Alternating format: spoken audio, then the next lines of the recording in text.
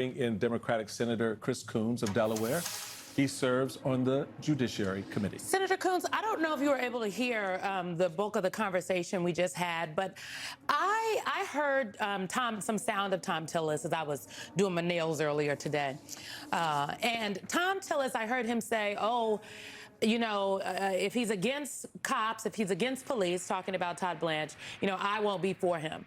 Why do some of your Republican colleagues at this point, especially people like Tom Tillis or Bill Cassidy, for example, feel the need to have an excuse or a reason, right, a made-up reason to not support Todd Blanche? Can't the reason just be this is a president that obviously doesn't think we are a co-equal branch of government, and so until he starts working with us and doing what we ask, we're not giving him anything? Why do we even need a smokescreen of like, oh, maybe I can't support him because of this?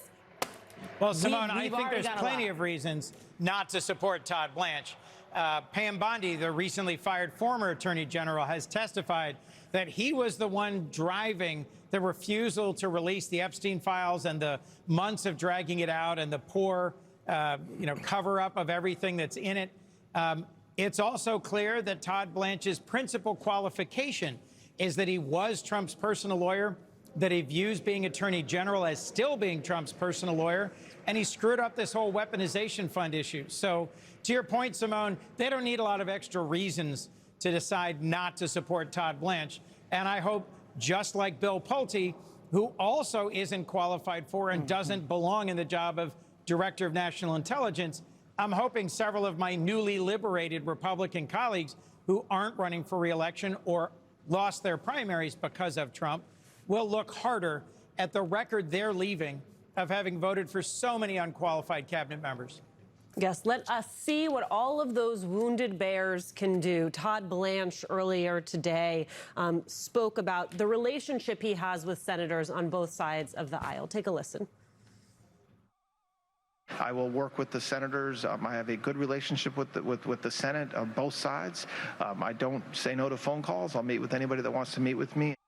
Senator, do you want to meet with him? Which questions do you have for him? Well, the questions I have for him are questions that I asked of him when he was in front of the Appropriations Committee recently.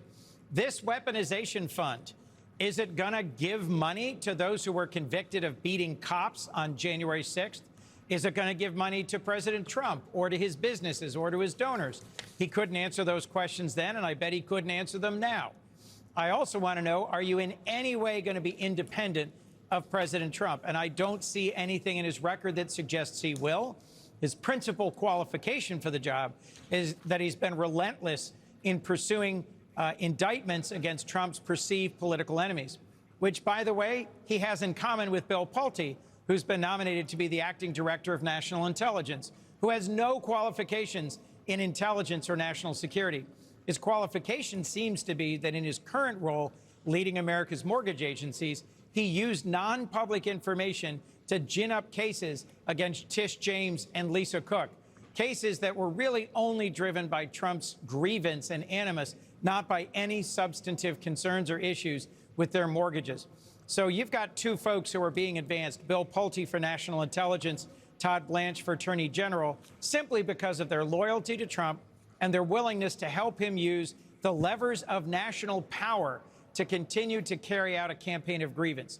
This is a dangerous moment for our republic, and I'm going to be pressing ahead a vote soon this evening on the floor of the Senate that would prevent any money from going from this weaponization fund that Todd Blanche has been championing to those who were convicted of beating cops on January 6th.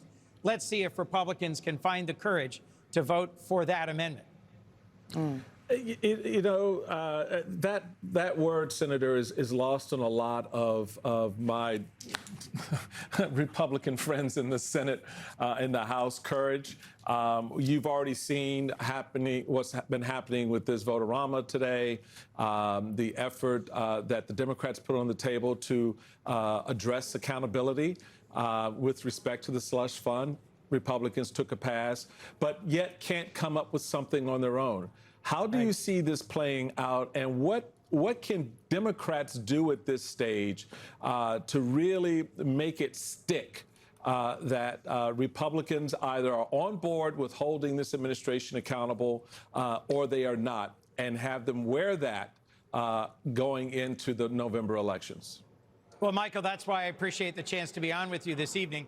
We need to keep pushing all night for amendment votes that get Republicans on the record. Will you end this weaponization fund? Will you block it from payouts that are completely unacceptable? Will you put any restrictions on who's the next head of the Director of National Intelligence or who's the next Attorney General? We'll be holding them accountable by putting them on the record in vote after vote after vote tonight. And then we're going to have to be talking about it and tweeting about it, broadcasting about it, so that the general public understands who's shown courage here and who hasn't. Would that be a live stream kind of event, so that after that vote, you guys are right on social media putting that out there? Yes, we literally have a studio set up off the floor where we're recording and broadcasting on different platforms. Some of us are running back and forth from the Capitol to here in Russell Rotunda. Forgive me for schwitzing a little bit, but it's a very warm night to run over from the Capitol.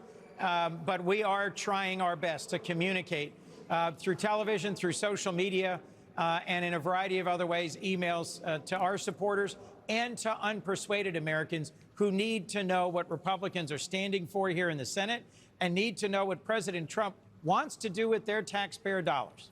You know, Senator, I think it's really important that people hear what you just said, because there's oftentimes a lot of criticism for Democrats that serve in specifically the Senate.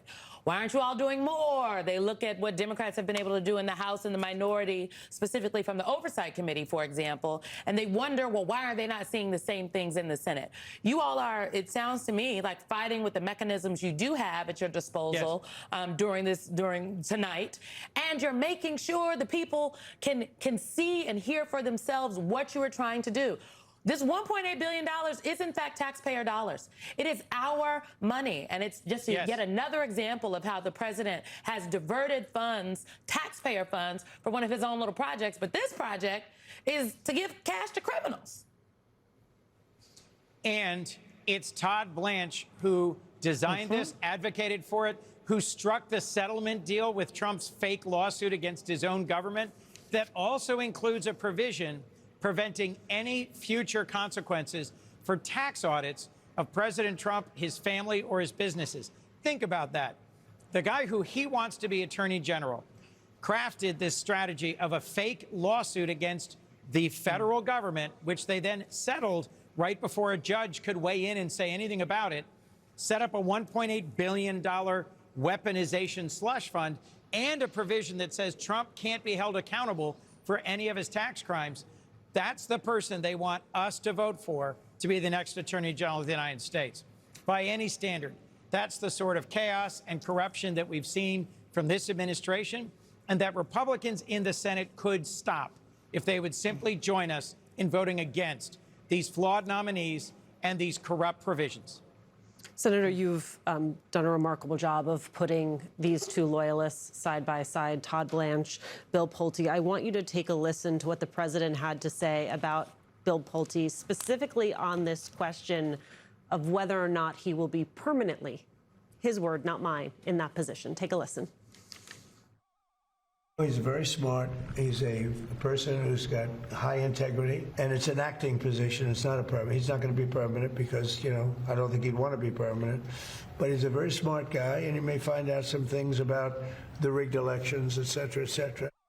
So very clear, right, why he wants him in the position. But the reason he's not going to be what the president is calling permanent, so as to say not acting, is it doesn't seem there's any way Bill Pulte makes it through a confirmation process. Am I reading that correctly?